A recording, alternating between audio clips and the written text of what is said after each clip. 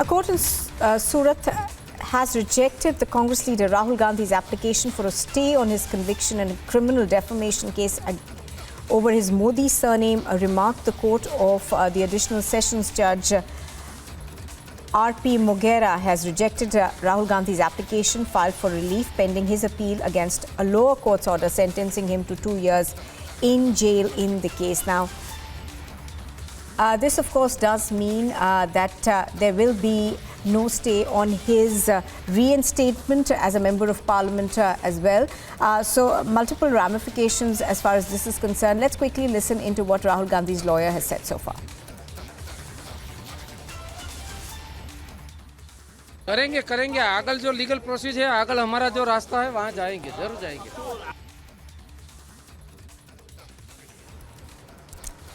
But Priyanka is joining us live from outside the courtroom. Priyanka, give us more details of what really happened. Okay, I'm going to come back to you, Priyanka, in just a bit, but let's quickly listen into some reactions that we are getting to this setback from the Congress party.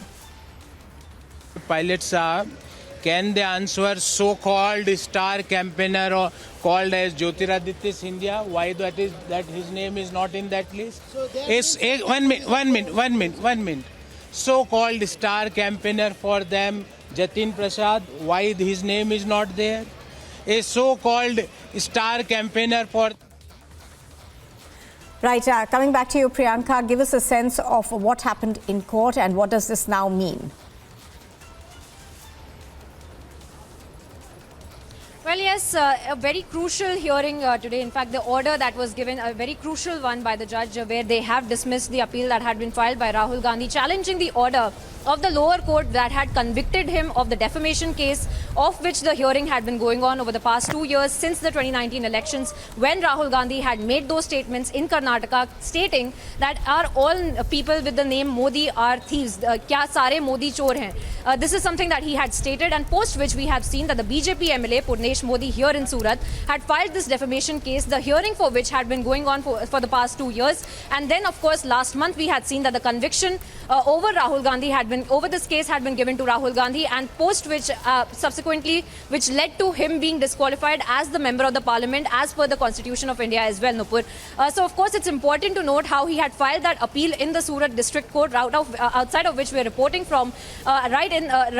Just a few minutes ago we had seen that the judge had dismissed the appeal, and now we are looking at how Rahul Gandhi's legal team has also made statements that they will be approaching the Gujarat High Court and then filing an appeal further for stay on the order that had been given by the lower court, which led to the subsequent disqualification of Rahul Gandhi as a member of the parliament as well.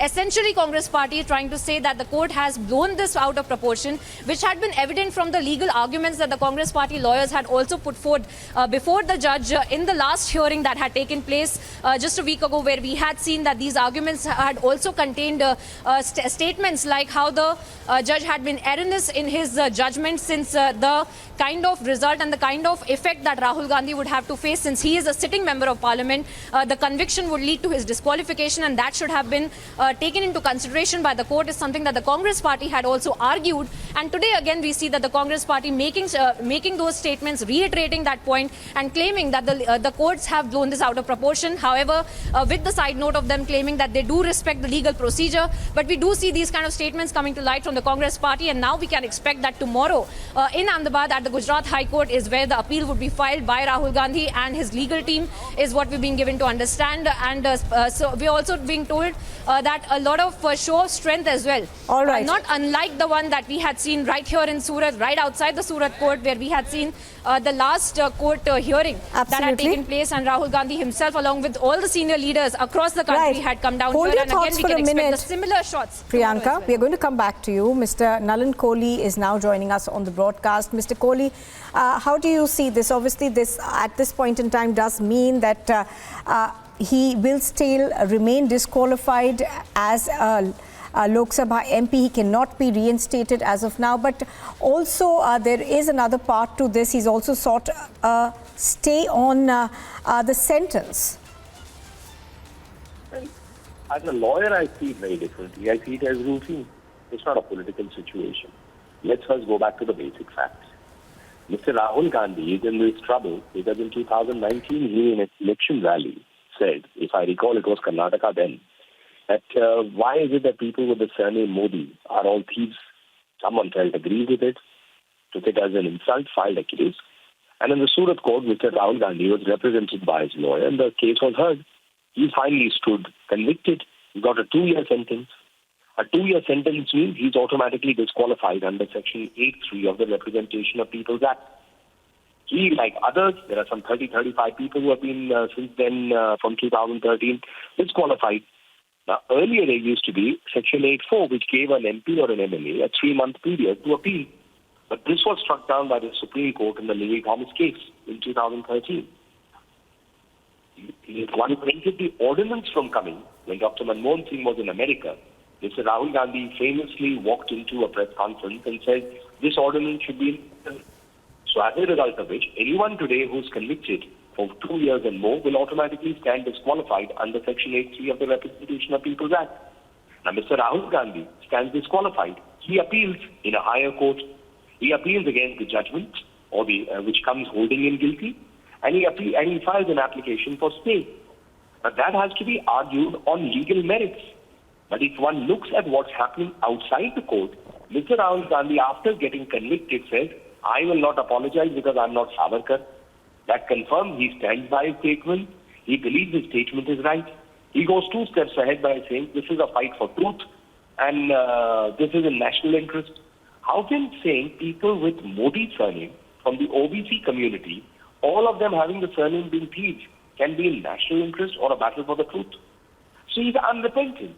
If he's unrepentant, that is a factor that would also somehow, I believe, clash with probably his legal arguments, what he's taken in court. I've not seen the application. I don't know what his lawyers argue. But certainly these are issues that the whole world is facing. So if he's facing a situation because of that, it's really out of his own situation, not out of a court, possibly being political, because they keep trying to give this indication as if the courts are controlled by the BJP, which is ridiculous. The courts are independent. The Congress party is choosing to speak in double-speak. Sometimes they say we have full faith in the judiciary. Sometimes they allude as if the judiciary is not independent. So they have to make up their mind. They have to fight this case legally, and they have to fight it on whatever merits they think they have.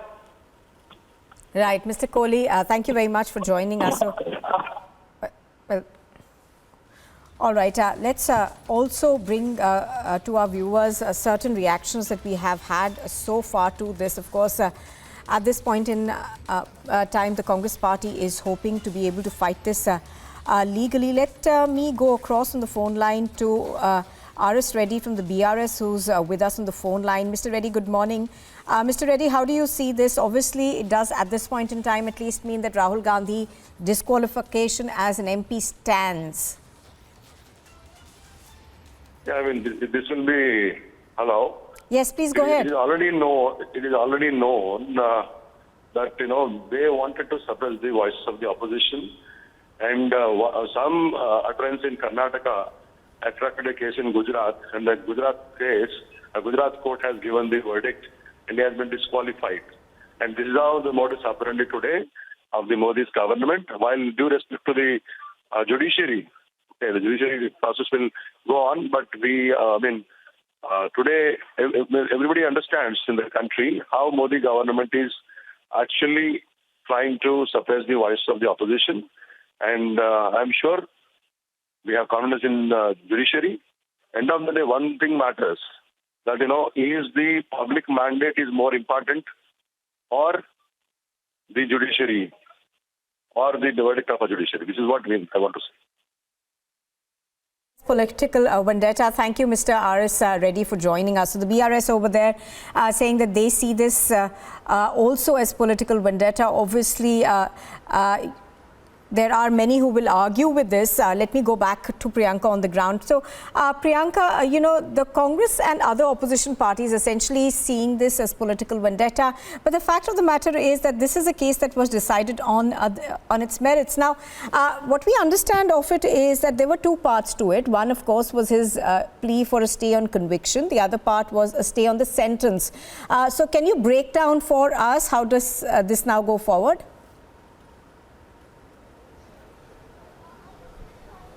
Well, that's right. In fact, we just heard the Congress leader himself also talking about the plans of the Congress party and Rahul Gandhi himself and how they would be coming to Ahmedabad and filing this appeal in the High Court as per the legal procedures.